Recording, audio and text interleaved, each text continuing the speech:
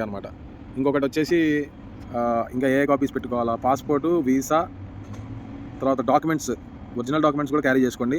ఇంకొకటి ఏంటంటే మొత్తం చెప్తా, ఇవి ఇప్పుడు చెప్పను. ఎందుకంటే నెక్స్ట్ వీడియోలో వీటికి సంబంధించి మీరు ఏమేం చేసుకోవాలా, ఏమేం చేసుకుంటే ఇక్కడ మీరు ఒకవేళ డిగ్రీ హోల్డర్స్ అయితే, గ్రాడ్యుయేషన్స్ అయితే ఏం చేయాలి ఏంటి అనేది దానికి సంబంధించి చెప్తా. ఫస్ట్ అయితే మీరు ఒరిజినల్ సర్టిఫికేట్స్ని అటెస్టేషన్ చేయించుకోండి. మొఫా అని మినిస్ట్రీ ఆఫ్ ఫారెన్ అఫైర్స్కి ఉంటుంది. దానికి సంబంధించింది నేను చెప్తాను. దానికి ఎక్కడెక్కడ చేయించుకోవాలి ఏంటి మొత్తం అది ఉంటుంది. దానికి సంబంధించిన వీడియో అయితే నేను చెప్తా. అది చాలా పెద్ద సీక్రెట్. అదేదో మీరు ఇక్కడికి వచ్చాక కూడా చేయించుకోవచ్చు. కానీ మన ఇండియా మీద కంటే ఇక్కడ మీకు ఒక 6,000 7,000 దిరహామ్స్ డబ్బులు ఎక్కువ అవుతాయి. మీరైతే అంతవరకు జిరాక్స్లు తెచ్చుకోండి. ఓకేనా? ఏది 10th, ఇంటరు, డిగ్రీ అయితే డిగ్రీ, బీటెక్ అయితే బీటెక్, ఎంబీఏ అయితే ఎంబీఏ, అవి సర్టిఫికేట్ జిరాక్స్లు తెచ్చుకోండి. ఒరిజినల్ సర్టిఫికేట్స్ క్యారీ చేయండి. అలాగనే ఒక కలర్ ఫోటో క్యారీ చేయండి. తర్వాత ల్యాప్టాప్ ఒకటి క్యారీ చేయండి. కుదిరితే ట్యాబు, ఇంకా పవర్ బ్యాంక్ అలౌ చేయరు ఎట్లయినా సరే. ఇంకొకటి ఏంటంటే మీరు ఇమిగ్రేషన్ దగ్గర ఎలా ఉంటుంది ఏంటి అనేది ఇప్పుడు మనం మాట్లాడడం అయితే జరుగుతుంది. విందాం. ఓకేనా ఫ్రెండ్స్? ఇప్పటిదాకా ఏంటంటే మనం మెయిన్ పార్ట్ అసలుకి మన పడిన కష్టాలు ఎలా బుక్ చేసుకున్నాం, ఎలా అయింది, దాని ముందు నేను ఏం చేసా, ఏం రెడీ అయ్యా, ఎలా తెలిసింది ఏంటి అనేది ఇప్పుడు చెప్పాను అనమాట. ఇప్పుడు నేను వచ్చి చెప్పేసి ఏంటంటే ఫ్రెండ్స్, అసలు మనం ఎయిర్పోర్ట్కి బయలుదేరడానికి ముందు నేను ఎలా ప్లాన్ చేసుకున్నా. ఒకరోజు ముందుగానే నాకు తెలిసిన అన్న అయితే అడిగాను, ఇలా ఉంది గౌతమ్ అని చెప్పి అన్నాడు. సరే నేను 3 రోజుల ముందుగానే చెప్పుకున్నా. అయితే మా ఫాదర్ కూడా వస్తానేసరికి 5 అనేసరికి సరే వదిలే అని చెప్పి 5 సీటర్ కారు వదిలే అన్న, మళ్ళీ డ్రైవర్తో కలిపంటే మేము 5 ఉన్నాం, మొత్తం 6 కాబట్టి నేనే 7 సీటర్ వేరే బుక్ చేసుకుంటాను అని చెప్పేసి 7 సీటర్ వేరే బుక్ చేశాను. మా ఇంటి దగ్గర సాయి అని ఉన్నాడు ఒక అబ్బాయి, మొబైల్ షాప్ అతను చెప్పాను. సరే అబ్బాయి మరి తర్వాత మరి పొద్దున 5కి దుర్ముహూర్తం ఉంటుందంట, 5 లోపు బయలుదేరాలంటే కార్ డ్రైవర్కి ఫోన్ చేసి 2-3 సార్లు అలర్ట్ చేసి చిన్నగా వచ్చాడు. మీ అందరం ఇంకొకటి ఏంటంటే దీనికంటే ముందు నేను చెప్పేది, మీరు ఫ్లైట్ జర్నీ చేసే ముందు మంచిగా నిద్రపోండి. ఆ ఫోబియాలో ఉండేసి వెళ్తున్నాను ఉత్సాహంలో నిద్ర అయితే పోకుండా ఉండమాకండి. తర్వాత చాలా ఇబ్బంది పడాల్సి వస్తుంది. మీరు అక్కడ ఆ విధంగా నిద్ర అయితే మంచిగా పోండి. నిద్రపోయిన తర్వాత ప్రశాంతంగా పొద్దునే లేవండి. లేచి ఇప్పుడు నేనైతే అలానే కొద్దిగా నిద్ర లేక చాలా ఇబ్బంది పడ్డాను. ఇప్పుడే పొద్దునే 4కి లేచా. కార్ అయితే వచ్చింది, నిమ్మకాయలు ఇచ్చాం, అబ్బాయి కార్ కింద పెట్టుకో అని చెప్పేసాం. ఆ అబ్బాయి రెడీగా ఉన్నాడు. ఇక మేము అందరం ఫాస్ట్గా ఉన్న 2 బాత్రూమ్స్లో అందరూ దబదబ రెడీ అయ్యారు. నాకు కొద్దిగా మా అమ్మ రాయి జావ ఇచ్చింది, దబదబాలను ఎక్కేసా. ఫాస్ట్గా ఇక తాగడం అయిపోయింది. మా అమ్మ నాన్న వాళ్ళకి నమస్కారం చేసుకొని పాదాలకి, తర్వాత స్వామివారికి, మా తాతయ్యకి, మా నాయనమ్మకి, అందరికీ, మా పెద్దనాన్నకి అందరికీ నమస్కారం చేసుకొని చిన్నగా కిందకి అయితే దిగడం జరిగింది. మా ఫాదర్ వస్తారనుకున్నా, కానీ కుదరలేదు. ఏంటంటే అవి పనులు ఉండేసరికి కొద్దిగా కుదరలేదనమాట. ఇంకా చివరికి ఆ నిమ్మకాయలు వాటి కింద పెట్టేసి చిన్నగా షూస్ అవన్నీ తీసుకొని లగేజీ అవన్నీ కింద తెచ్చుకొని కార్లో అయితే కూర్చోవడం జరిగింది. చిన్నగా నిమ్మకాయలు వేసేసి 5కి దుర్ముహూర్తంగా 4:57 కార్ని అయితే కదిలియడం అయితే జరిగిందనమాట. పక్కనే మా అమ్మమ్మ వాళ్ళ ఇల్లు. ఎమ్మటే మా అమ్మమ్మ దగ్గరికి పక్కనే కాబట్టి వెళ్ళిపోయి అనుకోకుండా ఏంటంటే మా మావయ్య కూడా వచ్చాడనమాట. మా మావయ్యని కలిశాను, మా అమ్మమ్మని కలిశాను. మా అమ్మమ్మ కూడా అలా నమస్కారం చేసుకొని పాదాభివందనాలు చేసుకొని ఇక బయలుదేరడం అయితే జరిగిందనమాట. ఆ విధంగా గన్నవరం ఎయిర్పోర్ట్కి బయలుదేరాం. అసలు నేను చేసిన పెద్ద తప్పు ఏంటంటే 5,000 10,000 పోతే పోయింది. పేరెంట్స్కి ఫస్ట్ ఎక్స్పీరియన్స్ చూపించాలి అంటే ఎవరైనా సరే మీరు హైదరాబాద్ ఎయిర్పోర్ట్కే తీసుకెళ్ళండి. విజయవాడ ఎయిర్పోర్టు పేరుకే కానీ ఇంకా ఇప్పుడు డెవలప్ అవుతుంది. ఇంకొన్ని రోజులు టైం పడుతుంది. నాకైతే చాలా చెత్తగా అనిపించింది. అక్కడ ఉన్న టాయిలెట్స్ కానీ మరీ అసలు ఎంత దూరం పోవాల్సి వస్తుందంటే వరస్ట్గా ఉన్నది ఆ టాయిలెట్స్ అవన్నీ.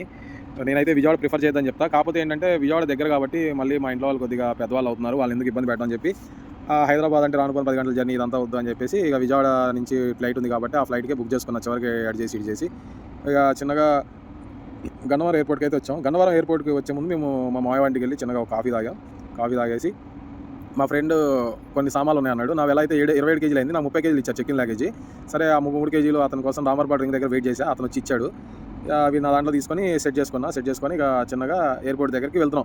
అయితే ఇక్కడ ఏంటంటే మీరు గన్నవరం ఎయిర్పోర్ట్కి వెళ్ళేటప్పుడు గన్నవరం ఎయిర్పోర్ట్ కంటే ముందు ఒక మంచి టిఫిన్ సెంటర్ ఉంటుంది. అక్కడే తినడానికి ట్రై చేయండి. గన్నవరంలో పొద్దునే కానీ మధ్యాహ్నం కానీ సాయంత్రం కానీ పెద్దగా తినదగ్గ టిఫిన్లు అంత ఫ్యామిలీతో కూర్చొని తినదగ్గేవి ఏం లేవు. మామూలుగా యూత్ పిల్లలు మన ఫ్రెండ్స్ వాళ్ళందరూ అయితే తినొచ్చు.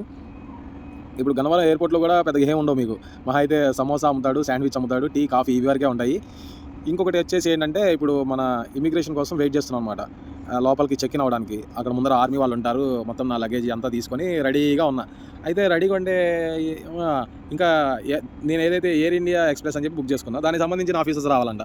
ఇదేం కర్మరా బాబు అనుకున్నా. అదే నీకు హైదరాబాద్ లాంటి చోట అయితే ఫస్ట్ జస్ట్ వెయిటింగ్ హాల్కి పేరెంట్స్ని కూడా రానిరంట, మనతో పాటు వచ్చిన వాళ్ళని ఓన్లీ చెకింగ్ చేసే వాళ్ళే వెళ్ళాలంట వెయిటింగ్ హాల్ దగ్గర కూడా. అదే నీకు మన హైదరాబాద్లో అలా కాదు, మంచిగా ఏసీ ఉంటుంది, పేరెంట్స్ కూర్చోవచ్చు, మనం చెక్ ఇన్ దాకా కూడా వస్తారు వాళ్ళు. అక్కడ దాకా వచ్చి అక్కడ బాయ్ చెప్పొచ్చు. ఇక్కడ అలా కాదు, చెక్ ఇన్ అక్కడెక్కడైతే ఇక్కడెక్కడో నుంచి బాయ్ చెప్పాల్సి వచ్చింది. కొద్దిగా ఆ ఎక్స్పీరియన్స్ ఒకటే నేను మిస్ అయ్యాను అనిపించింది. అదేం ప్రాబ్లం కాదు. ఫస్ట్ అయితే మనం చెక్ ఇన్కి వెళ్ళినప్పుడు మన బ్యాగ్స్ తీసుకుంటారు. మన బ్యాగ్స్ తీసుకున్నాక మనం ఏంటంటే లొకేషన్ మారాము. ఇక్కడ ఏంటంటే విజిట్ వీసా మీద ఉన్నప్పుడు కొద్దిగా జాగ్రత్తగా ఉండాలి. ఏంటి దేనికి అనేది నేను చెప్తా వీడియో చివరిలో. విజిట్ వీసా మీద ఉన్నప్పుడు ఎక్కువసేపు తిరిగితే అసలు నువ్వు ఎక్కడ ఉన్నావు ఏంటి మనం వచ్చేసి ఇక్కడ బెడ్ స్పేస్లు రూముల్లో ఉంటాం కాబట్టి తొందరగా పంపించేస్తారు మళ్ళీ వెనక్కి ఇండియాకి. ఇదేంటంటే మనం ఇక్కడికి వచ్చినప్పుడు ఓన్లీ హోటల్స్లో ఉండాలి విజిట్ వీసా మీద వచ్చినప్పుడు అనమాట. అందుకని చెప్పి అక్కడ పోలీసులు ఉన్నారు. అందుకని మళ్ళీ నేను ప్లేస్ మార్చి ఇక్కడ ఇనోక్ అని చెప్పి Emirates natural oil and gas సంబంధించింది ఉంది. మళ్ళీ ఇక్కడికి వచ్చానమాట. అయితే చెప్తాను. ఇమిగ్రేషన్ దగ్గర నేను ఫస్ట్ వెళ్ళగానే నేను వచ్చేసి బ్యాగేజెస్ మన చెక్-ఇన్ బ్యాగేజెస్ ఉంటాయి కదా, బ్యాగేజెస్ 2 పెట్టాను అనమాట. పెట్టిన తర్వాత వాళ్ళు అన్నారు, సరే బ్యాగ్లో ఏమన్నా ట్యాబ్లెట్ ఉందా అండి అని అడిగారు. ట్యాబ్ ఉంది మేడం అన్న. అది ట్యాబ్ ఆన్ చేస్తుందా ఆఫ్ చేస్తుందా అని అడిగారు. లేదు తెలియదు మేడం అంటే, ఒకసారి మీరు చూస్తారా అని అడిగారు. చూశారు కదా ఇక్కడ బిల్డింగ్స్ ఎంతంత పెద్దగా ఉన్నాయో. ఇలా ఉంటుంది Dubai. Habibi Dubai, habibi all welcome to Dubai. ఇప్పుడు వచ్చేసి మీకు చెప్తా ప్రాసెస్.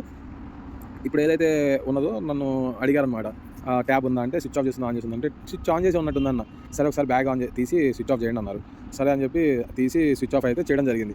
స్విచ్ ఆఫ్ చేసిన తర్వాత ఏం చేస్తారంటే మళ్ళీ లగేజ్ తీసుకెళ్ళి మళ్ళీ ఇంకో చోట మనకి ముందరే వెయిట్ చెక్ చేసుకోవచ్చు అనమాట. మన ముందరగా మనకి ఎప్పుడైతే మనకి ఇమిగ్రేషన్ చెక్ ఇన్ అవుతుందో అక్కడ చెక్ చేస్తారు. దానికంటే ముందు ఇక్కడే చెక్ చేసుకొని మన వెయిట్ కొద్దిగా ఏమైనా ఎక్కువ ఉన్నదా, లేకపోతే దీనికంటే ముందు మన ఇంటి దగ్గర మనం చెక్ చేసుకుంటాం యాక్చువల్గా. అలా చెక్ చేసుకొని ఇక్కడికి రావాలి. ఇంకోటి ఏంటంటే ఒక కేజీ తక్కువ ఉండేట్టు పెట్టుకోండి. ఎందుకంటే కొద్దిగా అటు ఇటు ఎక్కువైంది అనుకో మళ్ళీ కేజీకి 1200 రూపాయలు కట్టాలా ఇక్కడ ఎయిర్పోర్ట్లో. ఆ విధంగా మీరు చేసుకోండి అనమాట. ఇప్పుడు వచ్చేసి ఏంటంటే నేను ముందరగా వెయిట్ చెక్ చేస్తే నేను అంత సుమారుగా చేసే 27, ఆయన 3 తెమ్మన్నా అది కరెక్ట్గా 30 కేజీలు 200 గ్రాములు ఉంది. ప్లస్ హ్యాండ్ బ్యాగ్ వచ్చేసి 7 కేజీలు ఉండాలి. 7 కేజీలు 200 గ్రాములు అయితే తెలియక ఏం చేసామంటే దాంట్లో ఒక క్యాప్ అని వాటర్ బాటిల్ ఉంటే ఆ పక్కా తీసేసా. మళ్ళీ ఇమిగ్రేషన్ చెక్ ఇన్ దగ్గరికి వెళ్ళాను అనమాట. ఇమిగ్రేషన్ చెక్ ఇన్ దగ్గరికి వెళ్తే మనకేం అడుగుతారు, ఇమిగ్రేషన్ చెక్ ఇన్ దగ్గర మనం అడిగేది this is the main part of the video, whole and soul of the video ఇక్కడే ఉంది, వినండి. అసలు ఇక్కడే అసలు ఆ ఇమిగ్రేషన్ దగ్గర ఏం జరుగుతుంది, డమ్మీ టికెట్లు ఉంటే రానిస్తారా, బ్యాలెన్స్ ఎంత చూపించాలి, అసలు వీసా రిజెక్ట్ అవుతుందా, అసలు మన దుబాయ్ ఎమిరేట్స్ దగ్గర ఏమడుగుతారు ఏంటి అనేది ఇప్పుడు మొత్తం మీకు ఎక్స్ప్లెయిన్ చేస్తున్నా. చాలా జాగ్రత్తగా అటెన్షన్గా వినండి. ఇప్పుడు ఏంటంటే మనం చెక్ ఇన్ దగ్గరికి వెళ్దాం అన్నమాట. చెక్ ఇన్ దగ్గరికి వెళ్ళినప్పుడు మన కాటా అయితే పెడతాడు. కాటా పెట్టిన తర్వాత కాటా అంతా ఓకే సెట్ అయిపోయింది అనుకుంటే మన అడుగుతాడు, మీ విజిట్ వీసా చూపియండి అంటాడు. విజిట్ వీసా, పాస్పోర్టు అవన్నీ చూపించమంటాడు. చూపిస్తాం. తర్వాత బ్యాలెన్స్ చూపించమంటాడు అనమాట. బ్యాలెన్స్ ఎంత ఉంది అంటే ఇప్పుడు రూల్ ప్రకారం ఏంటంటే 70,000 మెయింటైన్ చేయాలి. లేదు అంటే క్రెడిట్ కార్డులో ఉన్నా సరిపోతుంది అనమాట. క్రెడిట్ కార్డులో డబ్బులు ఉన్నాయన్నా నన్ను క్రెడిట్ కార్డులో చూపించమన్నాడు. నాదేంటంటే డెబిట్ కార్డ్ కొత్తది వచ్చేసరికి బ్యాంక్ యాప్కి అది లింక్ చేయబోయేసరికి ఏమైంది, ఆ టైంలో నాకు చాలా ప్రాబ్లం అయింది. మా మదర్నేమో ఆ డబ్బులు కొట్టి నేను ముందరే కొట్టమన్నా చూపిస్తా అంటే అప్పటికప్పుడు మా వాళ్ళు కొట్టబోయేసరికి నేను చూపించలేకపోయా. ప్లస్ ఫోన్పేలో లేవు, మళ్ళీ ఇటు కార్డు చూపిద్దామంటే ఇటు లేవు. అక్కడ కొద్దిసేపు నేను ఇబ్బంది పడ్డా. మీరేంటంటే ముందుగానే ఫోన్పేలో ఒక 70,000 ఉంచుకోండి. కావాలంటే లోపలికి వెళ్ళిన తర్వాత వెంటనే మీ వాళ్ళు కొట్టేయండి, ప్రాబ్లం ఏం లేదు. లేదంటే దుబాయ్ వెళ్ళాక కొట్టేయండి. దుబాయ్ ఎయిర్పోర్ట్కి వెళ్ళాక అక్కడ మీకు వైఫై కనెక్షన్ ఉంటుంది. ఆ వైఫై కనెక్షన్తో కొట్టేయచ్చు అనమాట. నేను వచ్చేసి షార్జా బుక్ చేసుకున్నాను అనమాట. విజయవాడ నుంచి షార్జా. యాక్చువల్గా నేను ఇక్కడ చెప్పడం మర్చిపోయా. షార్జా కంటే మీరు విజయవాడ నుంచి దుబాయ్ బుక్ చేసుకోండి. విజయవాడ నుంచి దుబాయ్ బుక్ చేసుకుంటే మీకు మెట్రో కనెక్షన్ ఉంటుంది లోపల నుంచే. దుబాయ్ లోపల నుంచి నేను షార్జా బుక్ చేసుకునేపాటికి నాకు చాలా దూరం తిరిగిపోయింది. ఇదైతే మొత్తం చెప్తానండి. ఇప్పుడు నేను వచ్చేసి వాళ్ళని బ్యాలెన్స్ అడిగారు, అంతా చూపించలేకపోయా. తర్వాత మళ్ళీ లాగిన్ చేసి క్రెడిట్ కార్డ్ బ్యాలెన్స్ చూపించాను. సరే మీరు వెళ్ళొచ్చు అని చెప్పన్నారు. ఇక్కడ రిటర్న్ టికెట్ మర్చిపోయా. రిటర్న్ టికెట్ ఒకటి అడుగుతాడు. రిటర్న్ టికెట్ ఒరిజినల్ ఉండాలి కంపల్సరీ. ఇది మటు గుర్తుంచుకోండి. డమ్మీ టికెట్ వెళ్తే వరకు మీరు డమ్మీ అయిపోతారు.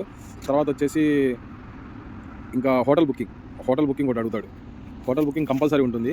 మీరు హోటల్ బుకింగ్ కూడా ఒరిజినల్ ఏం అవసరం లేదు, కానీ ఒక వారానికి సరిపడా ఎవరైనా ఏజెన్సీ ద్వారా మీకు బుక్ చేసుకునే టాలెంట్ ఉంటే మీరే బుక్ చేసుకోండి. వాళ్ళు సడన్గా అడుగుతారు, అదేంటి 1 వీకే బుక్ చేసుకున్నారని చెప్పి అంటాడు. లేదు, నేను ఫస్ట్ 1 వీకే బుక్ చేసుకున్నాను. తర్వాత మా ఫ్రెండ్ వాళ్ళ రూమ్లోనో లేకపోతే మా చుట్టాలు ఉన్నారు సంథింగ్ బెడ్ స్పేస్ వీటిలో ఖాళీ ఉండి అక్కడికి వెళ్ళి ఎత్తుకుంటా. ఫస్ట్ 1 వీక్ వరకు అయితే సర్వైవ్ అవ్వడానికి అది తీసుకున్నాను. అంటే నువ్వు జాబ్ పరంగా వెళ్తున్నావు చెప్పకూడదు, చాలా జాగ్రత్తగా ఉండండి. ఎందుకు వెళ్తున్నావు అంటే విజిట్ వీసా దేనికి వెళ్తున్నావు అంటే బిజినెస్ పర్పస్ మీద, బిజినెస్ సెటప్ చేసుకోవడానికి, బిజినెస్ డీల్ మాట్లాడుకోవడానికి, అక్కడ దుబాయ్ని చూడడానికి వెళ్తున్నా, ఇలా చెప్పాలన్నమాట. నన్ను అడిగారు దేనికి వెళ్తున్నావు అంటే అదే అక్కడ బిజినెస్ పెడదాం అనుకుంటున్నాను, లేకపోతే అక్కడ నుంచి బిజినెస్ చేద్దాం అనుకుంటున్నాను ఇండియాకి, అందుకని బిజినెస్ డీల్ మాట్లాడడానికి వెళ్తున్నా అండి అని చెప్పాను అనమాట. ఈ రూమ్స్ పరంగా అయితే అలా చెప్పాలి. అదే ఏంటి ఇప్పుడు నాది అదే అయింది. చెక్ ఇన్ మనకి మొత్తం 3 చెక్ ఇన్లు ఉంటాయి అనమాట. ఫస్ట్ చెక్ ఇన్లో ఇవన్నీ అడిగారు అనమాట. Visit visa, passport, balance, hotel booking. ఇది అయిపోయిన తర్వాత ఇంకోటి ఉంటుంది. ఇదంతా అయిపోయిన తర్వాత మన ఫ్లైట్ టికెట్ మనకి ఇచ్చేస్తాడనమాట. ఇది ఇచ్చిన తర్వాత ఫ్లైట్ టికెట్ మనం తీసుకోవాలి. ఇంకా మన లగేజ్ వదిలేస్తాం అనమాట. మన లగేజ్ ఇక దుబాయ్ వచ్చిన తర్వాత తీసుకోవాలి. మన టికెట్ మనకి ఇచ్చేసి మన ఏదైతే ఫ్లైట్ టికెట్, మన సీట్ నెంబరు, దాని ట్యాగ్ మన లగేజ్కి ట్యాగ్ చేసేసి పంపించేస్తాడు. అది మన ఎక్కే ఫ్లైట్లో కింద ఖాళీ ఉంటుంది, అక్కడ పెట్టేస్తారనమాట. దీని తర్వాత ఇంకొకటి ఉంటుంది ఇమిగ్రేషన్లోనే సెకండ్ చెక్కింగ్. అది మెయిన్ చెక్కింగ్ అనమాట. అక్కడ మటుకు ఎటువంటి తడబాటు పడకూడదు. అడుగుతాడు సేమ్ పాస్పోర్ట్ అడుగుతాడు, తర్వాత విజిట్ వీసా అడుగుతాడు, హోటల్ బుకింగ్ అడుగుతాడు, ఇంకొకటి ఏదో చెప్పా మీకు, బ్యాలెన్స్ అడుగుతారు. సో బ్యాలెన్స్ ఎలాగో మనం రెడీ అయిపోయినట్టు బ్యాలెన్స్ చూపిస్తాం, విజిబిలిటీ చూపిస్తాం, ఇది చూపిస్తాం.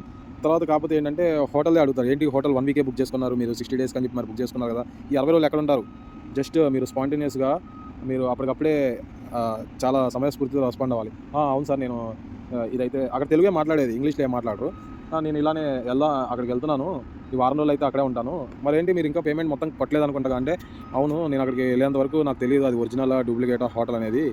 ఒకవేళ ఒరిజినల్ అయితేనేమో అక్కడే కట్టుకుంటా, లేకపోతే ఆ పక్కనే దగ్గరలో ఉన్న ఎక్కడో ఒకటి స్టే తీసుకుంటా అని చెప్పొచ్చు. ఇదంతా అడగరు. యాక్చువల్గా ఏంటంటే హోటల్ బుక్ చేసుకున్నా కాబట్టి సరే నేను 1 వీక్ ఆ హోటల్లో ఉంటా అండి, తర్వాత ఏదో ఒక ఇల్లుకి రెంట్లు ఇస్తారు కదా, అక్కడ ఉంటాము, మా ఫ్రెండ్స్ ఇల్లు ఉన్నారు, మా ఫ్రెండ్స్ ఉన్నారు, వాళ్ళు ఉన్నారు, వీళ్ళు ఉన్నారు అంటే చెప్పుకోవచ్చు, ప్రాబ్లం ఏం కాదు. దానికంటే ముందుగా మీరు ఒక ఎమిరేట్స్ ఐడి ఏమైనా ఉంటే ఫ్రెండ్స్ది వాళ్ళు పెట్టుకోండి. అంత తొందరగా ఎవరు ఎమిరేట్స్ ఐడి అయితే అలా పెట్టుకున్నాక ఇంకా మీకు చెక్ ఇన్ అయితే అయిపోతుంది. మొత్తం 3 చెక్ ఇన్లు, బ్యాగేజ్ చెక్ ఇన్ అవుతుంది, తర్వాత చెక్ ఇన్ దగ్గర టికెట్ దగ్గర ఇచ్చే చెక్ ఇన్ అవుతుంది, మెయిన్ ఎంట్రీ లోపలికి అంటే మీరు లోపలికి వెయిటింగ్కి వెళ్తారనమాట, ఇది ఏరోప్లేన్ కోసం. అక్కడికి వెళ్ళేటప్పుడు ఈ చెక్ ఇన్ అయిపోతుంది. ఇది అయిపోయిన తర్వాత ఏం చేస్తారంటే, నేను మెయిన్ లోపలికి వెళ్తున్నావు అనగా మీకు ఏవైతే కావాలో అవి మీ దగ్గర పెట్టుకోండి. బ్యాగేజ్లో ఏదైతే మీ హ్యాండ్ బ్యాగ్లో ఉంటుందో 7 kgs లిమిట్ ఇస్తాడు కదా తగిలించుకోవడానికి, దాంట్లో ఛార్జర్ ఒకటి, పవర్ బ్యాంక్ ఎలా క్యారీ చేయలేరు, ఛార్జర్ వచ్చేసి ఒక ఛార్జర్ పెట్టుకోండి. మీకు ఇంకేమైనా కావాల్సి ఉంటే అవి పెట్టుకొని లోపలికి వెళ్ళండి. లోపలికి వెళ్ళిన తర్వాత మీకు అక్కడ మళ్ళీ ఎయిర్పోర్ట్లో ఆర్మీ ఆఫీసర్ ఉంటాడు మెయిన్ ఎంట్రన్స్ దగ్గర. మీరు ఎక్కడైతే లోపల వెయిటింగ్ చేయాలో ఏరోప్లేన్ దగ్గర అక్కడ షూస్ ఇప్పాలి.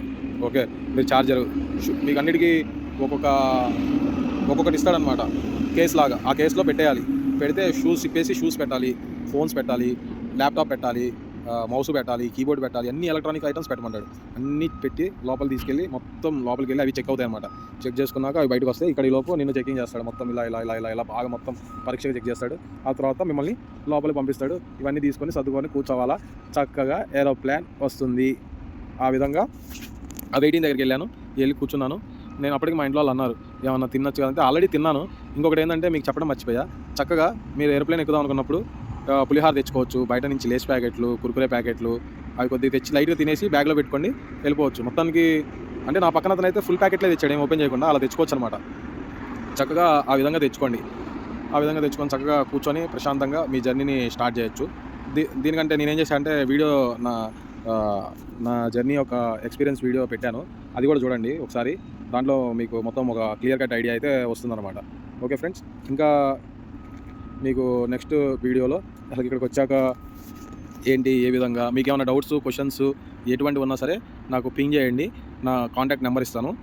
అసలు ఇక్కడికి వచ్చాక సిమ్ ఎలా తీసుకోవాలి ఏంటి అనే దాని గురించి మొత్తం చెప్పడం అనేది జరుగుతుందన్నమాట. ఆ విధంగా నేను లోపలికి వెళ్ళిన తర్వాత చిన్నగా మా ఇంట్లో వాళ్ళ వీడియో కాల్ చూపించా, ఇదిగో ఇలా ఫ్లైట్ దగ్గరికి వెళ్తున్నా, ఇదిగో ఫ్లైట్ అది అని. చిన్నగా ఫ్లైట్ దగ్గర తీసుకెళ్ళడానికి బస్సు వస్తుంది, బస్సు ఎక్కేసి చిన్నగా ఫ్లైట్లో ఎక్కి కూర్చున్నాను. ఆ ఫ్లైట్ ఎక్కి వెళ్ళేది ఇలా చూపించా. ఒక 1000 మీటర్స్ 500 మీటర్స్ వెళ్ళాక సిగ్నల్ పోయింది, కేల్కతం, టాటా, బాయ్, ఇలా మనం దుబాయ్, బాయ్ దుబాయ్కి వచ్చాడనమాట. ఆ విధంగా బాబాయ్ జర్నీ దుబాయ్కి ఆ విధంగా ప్రశాంతంగా జరిగింది. మీరు ఎటువంటి టెన్షన్లు ఏం పడవసరం లేదు, ఎటువంటి సందేహాలు పెట్టుకోని అవసరం లేదు. ప్రశాంతంగా రండి, బయలుదేరండి. ఇంకొకటి ఏంటంటే, ఇంకా అసలైన విషయం చెప్పాలని మర్చిపోయా, అసలుకి దుబాయ్కి వచ్చే ముందు మీరు ఏమేమి రెడీ చేసుకోవాలి ఏంటి అనేది ఈ వీడియోలో నేను స్టార్టింగ్లోనే చెప్పుండాల్సింది. ఇప్పుడు మీకు లాస్ట్లో చెప్పాలా వద్దా అని ఆలోచిస్తున్నా. సరే చెప్తా చూడండి. మీరు యాక్చువల్గా ఏం చేస్తారంటే, జర్నీ స్టార్ట్ చేసే ముందు మీరు ఇక్కడ నేను నెక్స్ట్ వీడియోలో చెప్తా అసలుకి దుబాయ్కి రావాలి అంటే ఏంటి, అసలు దుబాయ్కి వచ్చే ముందు ఏమేమి రెడీ చేసుకోవాలి. దీనికంటే ఒక ముందు వీడియో చేయాల్సింది చేస్తా, అదే ఫస్ట్ పెడతా, తర్వాత ఇది పెడతా. ఓకే.